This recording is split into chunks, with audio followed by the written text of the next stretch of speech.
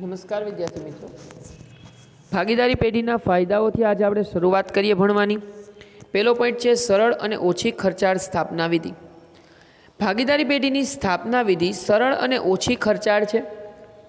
ભાગીદારી પેઢી સ્થાપવા માટે કોઈ મોટો ખર્ચ નથી કરવો પડતો કે કોઈ મોટી બધી પ્રોસેસમાંથી પસાર થવું પડતું નથી. કોઈ ખાસ કાયદાની વિધિમાંથી પણ પસાર થવું પડતું નથી. કાયદા અનુસાર ભાગીદારી પેઢીની નોંધણી કરાવવી ફરજિયાત નથી. કાયદો એવું નથી કહેતો કે તમારી જે છે પાર્ટનરશિપ ફોર્મમાં કોઈ જે છે એ પેઢી ચાલતી હોય તો કમ્પલસરી તમે જે છે એને જે રજિસ્ટ્રેશન જે છે એ કરાવો, એવું જરૂરી નથી, પરંતુ હિતાવત છે. જો કરાવો તો સારું છે, પણ કાયદાની રૂએ કમ્પલસરી નથી. તો આ રીતના સરળ અને ઓછી સ્થાપના વિધિ જે છે એની સરળ છે, ખર્ચાળ છે ઓછી, અને પાછી જે છે ઇઝી છે. કોઈ ગવર્મેન્ટના એવા કોઈ રૂલ્સ અને રેગ્યુલેશન્સ છે એ ફોલો કરવા પડતા નથી. સેકન્ડ પોઈન્ટ છે કાર્યશ્રમ સંચાલન. વ્યક્તિક માલિકી કરતાં ભાગીદારી પેઢીમાં એક કરતાં વધારે વ્યક્તિઓ હોવાથી તેમના વિશિષ્ટ જ્ઞાન અને બુદ્ધિ અને આવડતનો અનુભવનો લાભ પેઢીને મળે છે. જ્યાં એક વ્યક્તિ વ્યક્તિક માલિકીમાં કામ કરે છે ત્યાં એકનો જ મગજ ચાલે છે. અને આપણે પહેલાં જ જોયું કે દરેક વ્યક્તિ દરેક ક્ષેત્રમાં દરેક બાબતોમાં પારંગત જ હોય એવું જરૂરી હોતું નથી. તો અહીંયા એક કરતાં વધારે વ્યક્તિઓ જે છે એ મિત્રો પાર્ટનરશિપમાં જોડાયેલા છે, એટલા માટે દરેકના અલગ અલગ જ્ઞાન, અનુભવ, કૌશલ્ય, આવડત જે છે એનો લાભ પેઢીને મળશે. તો એનો એક ફાયદો થયો.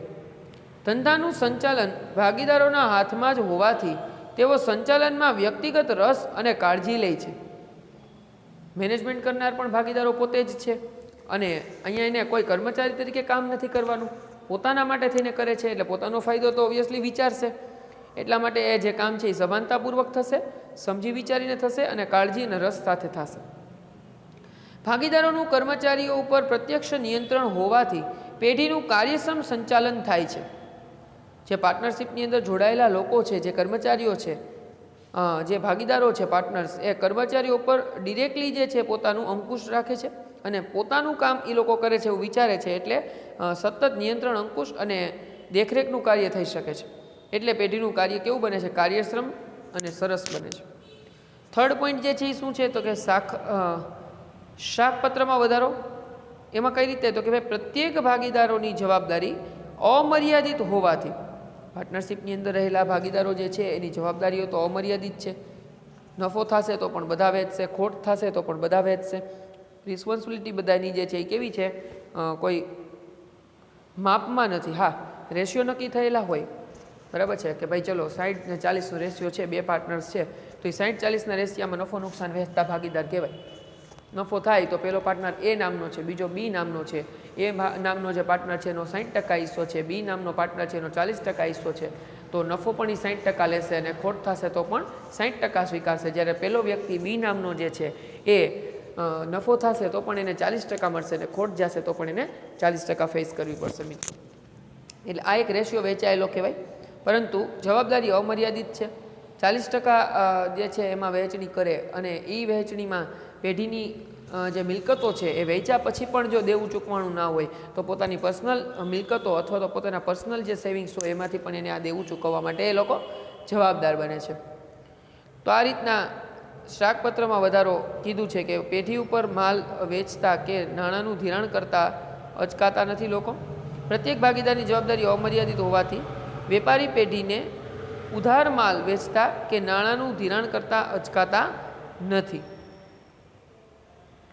તમે કોઈ પણ વસ્તુ વેચશો તો તમે ક્યાંકથી ખરીદવાના છો. આપણે ઉદાહરણ તરીકે રિટેલરની વાત કરીએ તો હોલસેલર પાસેથી લઈ આવે કે નહીં ભાઈ? તો પાર્ટનરશિપની અંદર હોય ભાગીદારીની જવાબદારી તો અમર્યાદિત છે. એટલે પેઢીના ઉપર કોઈ હોલસેલર છે એ તમને ઉધાર માલ આપતા બીસે નહીં કે ભાઈ ચલો આટલા પાર્ટનર્સ છે, પેઢી બહુ સારી રીતે ચાલે છે. તો ઘણી બધી જગ્યાએ અત્યારે આપણે જોઈએ સમાજમાં મિત્રો, બિઝનેસની અંદર ખાસ કરીને, અને અમુક એવી વસ્તુઓ છે કે એમાં કમ્પલસરી ઉધાર વેચાણ જ ચાલતું હોય. ડિસ્ટ્રીબ્યુટર જે છે એ માલ ડિસ્ટ્રીબ્યુટ કરતા હોય તો એ લોકોને કાયમી માટે રોકડ વેપાર ના હોય રિટેલરની જેમ, એને માલ ઉધાર જ આપવાનો હોય છે. સમયાંતરે જ એના પૈસા આવતા હોય, એકસાથે પૈસા આવી જાય એવું બનતું નથી હોતું. તો એના માટે પાર્ટનરશિપની ફોર્મ વધારે સારી ગણાય. અહીંયા લેણદારો તેમનું લેણું ગમે તે ભાગીદાર પાસેથી તેમની ખાનગી મિલકતોમાંથી પણ વસૂલ કરી શકે છે. જેને પૈસા લેવાના છે એને પછી પેઢીની સાથે જોડાયેલા જે કર્મચારીઓ છે એને ગમે એમ કરીને ચૂકવવું પડશે ને. આપણે હમણાં જ વાત કરીએ મુજબ કે પોતાની પર્સનલ મિલકતો વેચીને પણ એને પૈસા ચૂકવવા પડે. આથી વ્યક્તિગત માલિકીની સરખામણીમાં ભાગીદારીના ધંધા માટે શાખ પ્રત્યેની જે છે પ્રાપ્તિની શક્યતા વધુ રહે છે. તમારી જે રેપ્યુટેશન છે એ માર્કેટમાં કેવી છે, પેઢીની, તમારી પોતાની, એના આધારે તમારી સાથે વ્યવહારો થશે. ચોથું છે વધુ મૂડી. ભાગીદારી પેઢીમાં 2 કે તેથી વધુ ભાગીદારો હોવાથી મૂડી વધુ મેળવી શકાય છે. અહીંયા એકલો પાર્ટનર જે છે, કોઈ એક વ્યક્તિ જે છે પેઢી ચલાવતો હતો અને અહીંયા 2 એક સાથે થઈ ગયા, તો જે પૈસાની જરૂરિયાત છે, જે નાણાંની જરૂરિયાત છે પેઢીની અંદર, એ એક વ્યક્તિ પૂરી કરતો હતો, એની જગ્યાએ 2 વ્યક્તિ થઈ ગયા છે. એટલે મૂડી મેળવવું સરળ બને છે અને વધારે મૂડી મેળવી શકાય છે. ભવિષ્યમાં ધંધો વિકસે ત્યારે વધુ મૂડીની જરૂર પડે તો નવા ભાગીદારને પ્રવેશ આપી અને જરૂરી વધુ મૂડી મેળવી શકાય છે. તમારો બિઝનેસ બહુ સારી રીતે ચાલવા માંડ્યો, તમે 2 વ્યક્તિ પાર્ટનરશિપમાં બિઝનેસ ચલાવો છો, ખૂબ સારી રીતે ચાલે છે, પણ હવે આને વધારે તમારે આગળ લઈ જવું છે તો એના માટે રોકાણની જરૂર છે, પૈસાની જરૂર છે. હવે એ પૈસાની જરૂરિયાત તમને કોઈ એમને હેલ્પ કરવા માટે તૈયાર નથી થતું, તો તમને કોઈ એવો વ્યક્તિ મળ્યો કે જે તમારા બિઝનેસમાં આવવા માગે છે, તો તમે એને કીધું કે ઓકે, અમારા બિઝનેસની અંદર 5 લાખ રૂપિયાની જરૂર છે ભાઈ, તું 5 લાખ રૂપિયાની રોકાણામાં કરી દે, અમે તને પાર્ટનરશિપ આપીએ, બરાબર, બિઝનેસની અંદર. તો આવી રીતના તમે નવા પાર્ટનરને લઈ શકો. વધારે સારી રીતે તમારે ચલાવવું હોય, વધારે તમારે એક્સપાન્ડ કરવો હોય બિઝનેસને, એવા સમયે. ત્યાર પછીનો પોઈન્ટ છે શ્રમ વિભાજનનો લાભ. પેઢીના જુદા જુદા ભાગીદારોની કુશળતા તેમજ તેમની શક્તિઓનો લાભ મેળવી શકાય છે. દરેક ભાગીદારોને તેમની શક્તિ અને આવડતના પ્રમાણમાં કામ સોંપીને શ્રમ વિભાજનનો લાભ મેળવી શકાય છે. અહીંયા 2 વસ્તુનો લાભ મળશે મિત્રો, વિશિષ્ટીકરણનો લાભ પણ મળશે, સાથે સાથે શ્રમ વિભાજન, કામ જે છે એ ડિવાઈડ પણ થઈ જશે. ઓકે, તો અહીંયા તમને એટલા માટે કીધું કે દરેકને પોતાની આવડત અને શક્તિ પ્રમાણે કામ સોંપવાનું છે, જેથી કરીને કામ સારી રીતે પણ કરી શકે અને એમાં કોઈ ભૂલ કે ક્ષતિ રહેવાની સંભાવનાઓ ઘટી જાય. 6th પોઈન્ટ છે યોગ્ય નિર્ણયો. ભાગીદારી પેઢીમાં કોઈપણ બાબત અંગે નિર્ણય લેતા પહેલાં તેની ઉપર ચર્ચા વિચારણા થાય છે. ભાગીદારી પેઢીની અંદર, પાર્ટનરશિપ ફોર્મની અંદર કોઈ પણ ડિસિઝન લેવાનું હોય તો કોઈ એક વ્યક્તિ લઈ લે એવું નથી થતું, બધા સાથે મળીને નિર્ણય લે છે, એના પર ચર્ચા વિચારણા કરે છે. દરેક ભાગીદારનું મંતવ્ય લેવાય છે, પછી જ ધંધાના હિતમાં સર્વસંમતિથી નિર્ણય લેવાય છે. જેટલા પાર્ટનર્સ છે એને સાથે રાખવાના છે, એને પૂછવાનું છે, દરેકનું મંતવ્ય દરેકનું જાણવાનું છે, પછી જ ડિસિઝન જે છે એ કરવાનું થશે અને બધાની સંમતિ સાથે. નિર્ણય પ્રક્રિયામાં બધા જ ભાગીદારોના જ્ઞાન અનુભવનો લાભ મળતો હોવાથી ભૂલ ભરેલા નિર્ણયોની શક્યતાઓ ઓછી રહે છે. કોઈ એક વ્યક્તિ ડિસિઝન નથી લેતું, નકરી પોતાના મેન્ટાલિટી પ્રમાણે જે છે એ નિર્ણય લઈ લે તો કદાચ ભૂલ ભરેલો પણ હોઈ શકે. પણ અહીંયા બધાની સર્વસંમતિથી બધાને સાથે રાખીને નિર્ણય લેવામાં આવે છે, એટલા માટે એમાં ક્ષતિઓ, ભૂલો રહેવાની સંભાવનાઓ ઘટી જાય છે. ત્યાર પછીનો ટોપિક છે એ છે પરિવર્તનશીલતા. ભાગીદારી એ ઐચ્છિક કરાર છે. આ કરારમાં અથવા તો આ કરાર મુજબ એમાં જરૂર મુજબ ફેરફાર કરી શકાય. એવું નથી કે ભાગીદારીની ફોર્મ એકવાર સ્ટાર્ટ થઈ એટલે જેમ છે એમ જ પછી કાયમી ધોરણે એમાં કોઈ પરિવર્તન ન થઈ શકે, એવું નથી ભાઈ, પરિવર્તનશીલ છે. આ કરારમાં જરૂર મુજબ ફેરફાર કરી શકાય છે. બદલાતા સંજોગો મુજબ ભાગીદારી પેઢીના સંચાલકોમાં અને તેમના માળખામાં પણ જરૂરી ફેરફારો સહેલાઈથી લાવી શકાય છે. ઉદાહરણ તરીકે 3 પાર્ટનર્સે ફોર્મ સ્ટાર્ટ કરી હતી, હવે એક પાર્ટનર છૂટો થવા માગે છે તો એ નીકળી જાય ને એના ભાગનો હિસ્સો આ 2 વેચી લે, અથવા તો કોઈ નવા એના હિસ્સાની જગ્યાએ કોઈ નવા પાર્ટનરને આપે. ચલો, પોતે જે પાર્ટનર નીકળવા માગે છે એ જ કોઈ વ્યક્તિને પોતાની જગ્યાએ લઈ આવવા માગે છે કે ભાઈ મારી પાર્ટનરશિપનો જે હિસ્સો છે હવેથી આ ભાઈ સંભાળી લેશે, હું છૂટો થઈ જાઉં ને મારી જગ્યાએ એ ભાઈ આવી જાય. તો એ એમને એમ નહીં કરી શકે. પહેલાં એના સિવાયના અન્ય જે રહેલા 2 પાર્ટનર્સ છે એ ત્રીજી વ્યક્તિને એક્સેપ્ટ કરે છે કે નહીં એ જોવું રહ્યું. ચલો, હિસ્સામાં પણ ફેરફાર કરી શકે. સમયાંતરે કોઈ પાર્ટનર જે છે એને તમે 1-2 પાર્ટનર સાથે કામ કરે છે, એક 60% છે, એક 40% છે, બરાબર, પણ ઇન ફ્યુચર જે છે એવું થાય કે હવે એ પાર્ટનર છે એની માગણી કરી કે ભાઈ 60-40 નહીં, હવે આપણે 50-50% કરી નાખો, તો એવો ફેરફાર પણ કરી શકાય. એટલે પરિવર્તનશીલ છે, જડ નથી. તો આ રીતના માળખામાં પણ જરૂરી ફેરફાર સહેલાઈથી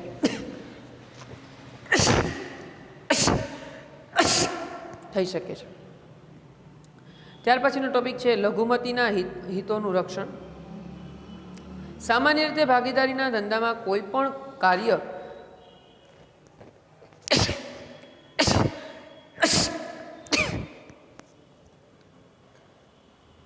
બધા ભાગીદારોની સંમતિથી થાય છે. પેઢીના નિર્ણયોમાં કોઈ પણ એક ભાગીદારની અસંમતિ હોય તો તે કાર્ય થઈ શકતું નથી. આ તમને નોર્મલ કન્ડિશન બતાવી કે ભાઈ ચલો 4 પાર્ટનર્સ છે તો ચારે વ્યક્તિને પોતાનો અભિપ્રાય આપવાનો છે, જે નિર્ણય લેવાનો છે એમાં પોતાની સંમતિ આપવાની છે અને બધા જ સંમત હશે ત્યારે એ નિર્ણય લેવાશે. આ સામાન્ય પરિસ્થિતિ. હવે આગળ બીજી પરિસ્થિતિ બતાવે છે તમને. કોઈ પણ ભાગીદાર પેઢીના વિસર્જનથી માગણી કરી શકે છે, આમ લઘુમતીના હિતોનું રક્ષણ થાય છે.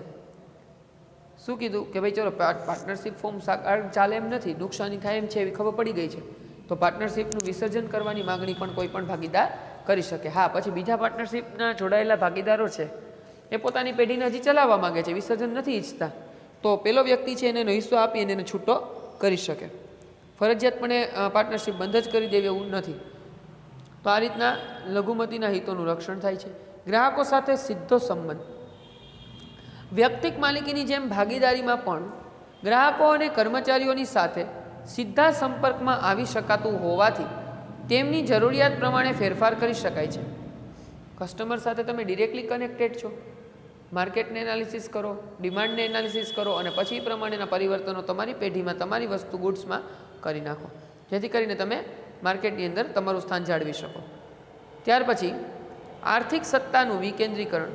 ભાગીદારી પેઢીમાં 2 અથવા 2 કરતાં વધારે ભાગીદારો હોવાથી આર્થિક સત્તા બધા જ ભાગીદારો વચ્ચે વેચાઈ જાય છે. જ્યારથી આર્થિક સત્તાઓ છે એની એ બધા જ ભાગીદારો વચ્ચે ડિસ્ટ્રીબ્યુટ થઈ જાય છે, કારણ કે દરેક વ્યક્તિને ખાલી નફામાં નહીં ખોટમાં પણ અને દરેક જગ્યાએ પાર્ટનરશિપની અંદર હોવાથી એ રિસ્પોન્સિબલ છે. મિત્રો 11મો ટોપિક છેલ્લો, આવક વેરાનો ઓછો બોજ. ભાગીદારી પેઢીનો નફો દરેક ભાગીદારને ભાગીદારી કરાર મુજબ વેચાઈ જતો હોવાથી આવકવેરાનો બોજો ઓછો હોય છે.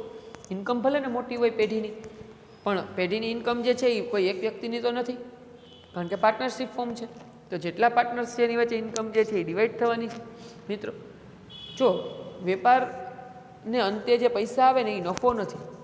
મિત્રો યાદ રાખજો એક વસ્તુ, આ આમ જોવા જાવ તો સાવ જનરલ વાત છે, પણ આપણે વાત કરીએ ભાઈ ટર્નઓવર કેટલું છે, કે આ વ્યક્તિને ભાઈ રોજનું 10,000નું કાઉન્ટર છે, તો એ વ્યક્તિને રોજનું 10,000નું કાઉન્ટર છે મીન્સ એનો 10,000 રૂપિયા રોજનો નફો નથી ભાઈ, 10,000 રૂપિયાનો તો એનો વ્યાપાર છે, પણ એની સામે એને જે એક્સપેન્સ કર્યા છે એ બધું એમાંથી ડિડક્ટ કરવાનું કે નહીં.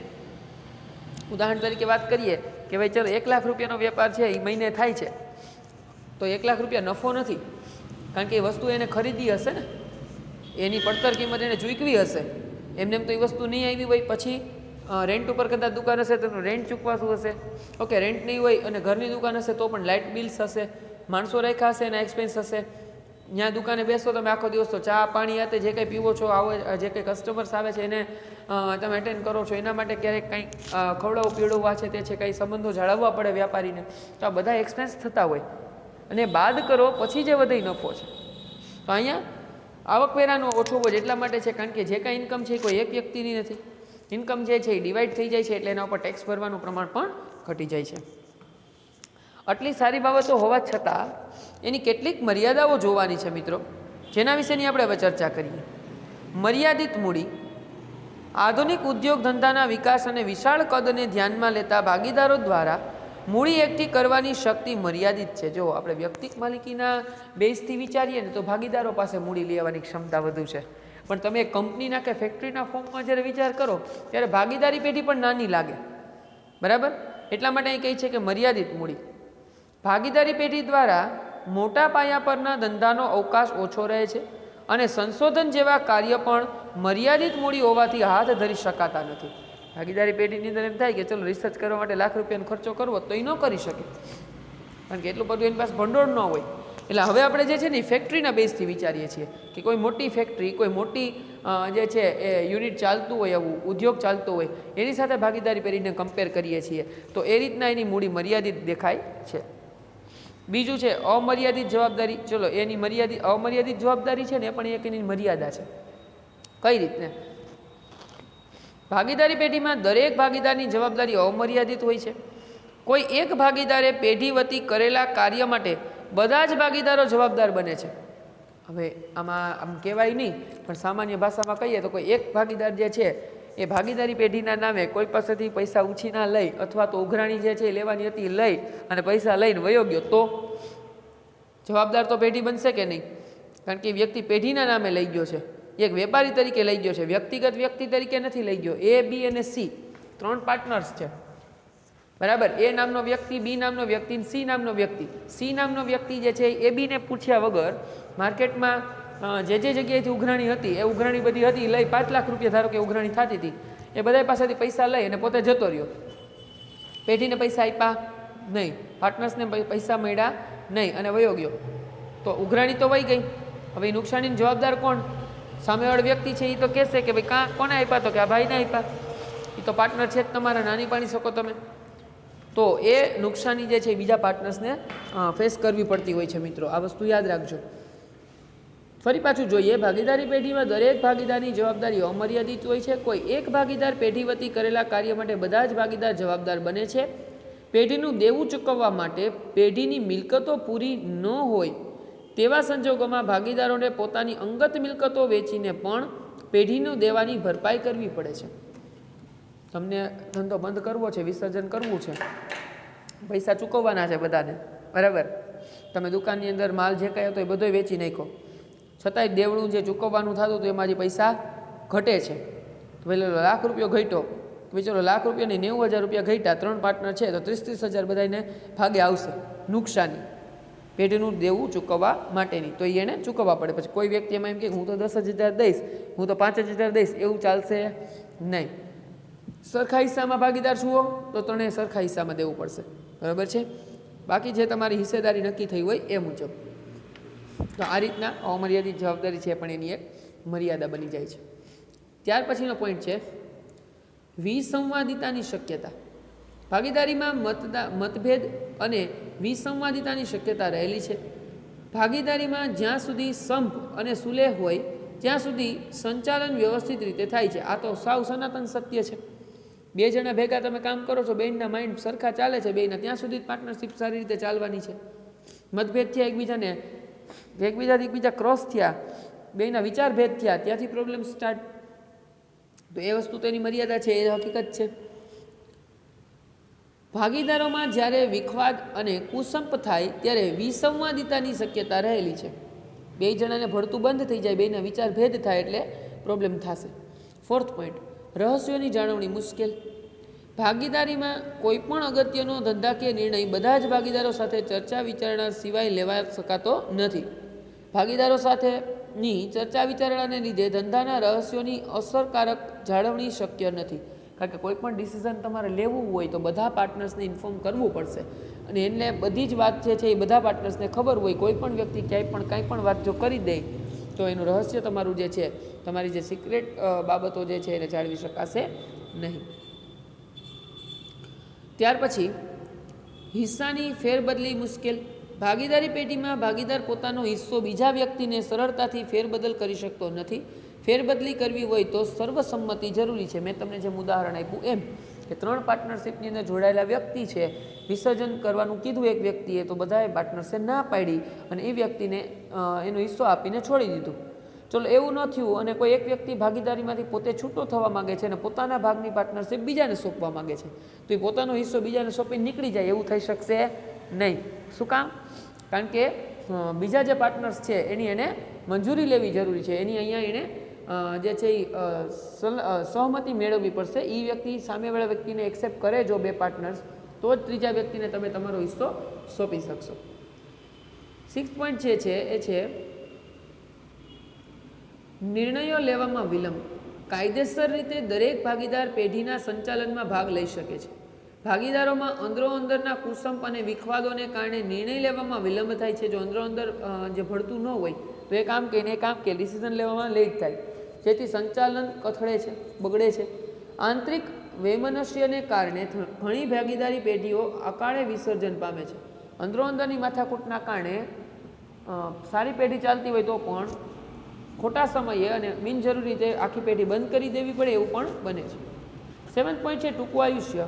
કોઈ પણ ભાગીદારીની નાદારી, કોઈ પણ ભાગીદાર જે છે એ પોતે નાદાર જાહેર થાય, અસ્થિર કે મૃત્યુના કારણે કાયદેસર રીતે ભાગીદારીનો અંત આવે છે. બરાબર. પાર્ટનરશિપ ફોર્મમાં 2 જ પાર્ટનર હોય ને એક વ્યક્તિ મૃત્યુ પામે, ગાંડો થાય, કોઈ પણ વસ્તુ બને તો કાયદેસર રીતે ભાગીદારીનો અંત આવી જાય મિત્રો. આ એની મર્યાદાઓ છે.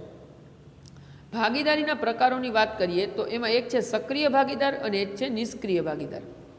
ચલો, સક્રિય ભાગીદાર એટલે શું? Active partner. ભાગીદારી કાયદા મુજબ જે વ્યક્તિ ભાગીદાર બને અને પેઢીના સંચાલનમાં સક્રિય રસ લઈ અને કામ કરે તેને સક્રિય ભાગીદાર કહેવામાં આવે છે.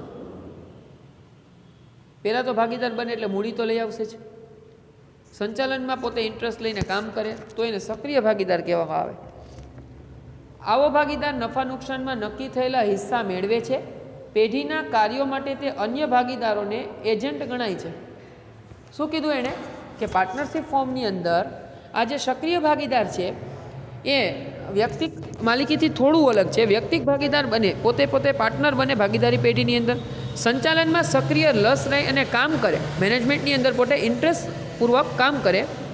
નફા નુકસાનને જે હિસ્સો નક્કી કરવામાં આવ્યો છે કે ભાઈ જે 60-40નો રેશિયો છે કે પછી 70-30નો રેશિયો છે, વોટેવર, એ નક્કી કરેલો હિસ્સો મેળવે અને પેઢીના કાર્ય માટે તે અન્ય ભાગીદારોને એજન્ટ ગણાય. પેઢીનું જે કામ કરવાનું છે એ કાર્ય માટે તે અન્ય ભાગીદારોનો એજન્ટ ગણવામાં આવશે. બરાબર છે. એટલા માટે આ સક્રિય ભાગીદાર જેનું મહત્ત્વ વધુ છે મિત્રો. પછી વાત કરીએ નિષ્ક્રિય ભાગીદાર, સ્લીપિંગ પાર્ટનર જેને આપણે કહીએ. જે ભાગીદાર ભાગીદારી કરાર દ્વારા પેઢીનો ભાગીદાર બને, જે ભાગીદાર ભાગીદારીના કરાર દ્વારા એક એગ્રીમેન્ટ દ્વારા પેઢીનો ભાગીદાર બને, નફો નુકસાન ભોગવે પરંતુ પેઢીના સંચાલનમાં સક્રિય રીતે ભાગ લેતો ન હોય, મેનેજમેન્ટમાં કે પેઢીના કામમાં પોતે જે છે ઇન્ટરફિયર નથી કરતો, આવતો નથી, માત્ર ને માત્ર પોતે નાણાંનું રોકાણ કરી અને પાર્ટનર બનેલો છે, તેવાને નિષ્ક્રિય કે સુસુપ્ત ભાગીદાર પણ કહેવામાં આવે છે. આવો ભાગીદાર નિષ્ક્રિય હોવા છતાં બીજા ભાગીદારોની જેમ પેઢીમાં તેની જવાબદારી અમર્યાદિત રહે છે. ચલો, મેનેજમેન્ટમાં પોતે ઇન્વોલ્વ નથી એનો મિનિંગ એવો નહીં ગણાય મિત્રો કે એ હવે ક્યાંય રિસ્પોન્સિબલ નથી, એની જવાબદારી પૂરી થઈ જાય છે, એવું નથી. જવાબદારી તો એની પણ અમર્યાદિત છે. મેનેજમેન્ટનો ભાગ ભલે ના હોય પણ પેઢીને જો નુકસાન થાય અને પેઢીની મિલકતો વહેંચતા દેવું ચૂકવવા માટે પેઢી સમર્થ ના હોય તો એવા સમયે એ પાર્ટનરને પૈસા પૂરેપૂરા જે કાંઈ ભાગે આવતા હોય, નુકસાની જે કાંઈ ભાગે ભોગવવાની આવતી હોય એણે ભોગવવી તો પડશે જ મિત્રો. હા, સ્લીપિંગ પાર્ટનરનો ફાયદો એને એક થાય કે મેનેજમેન્ટમાં પોતે ક્યાંય હિસ્સેદાર નથી, કામ કરવા માટે પેઢીમાં એ આવતો નથી, માત્ર નાણાંનું રોકાણ કરે છે, પણ નફો નુકસાન પોતે મેળવે છે એટલે ખોટની પણ એને જવાબદારી તો લેવી પડે મિત્રો. નુકસાન જાય તો એને માટે પણ એ જવાબદાર તો બનશે. એટલે જવાબદારી જેમ પહેલાં પાર્ટનરની છે એમ આની પણ અમર્યાદિત જવાબદારી બનશે.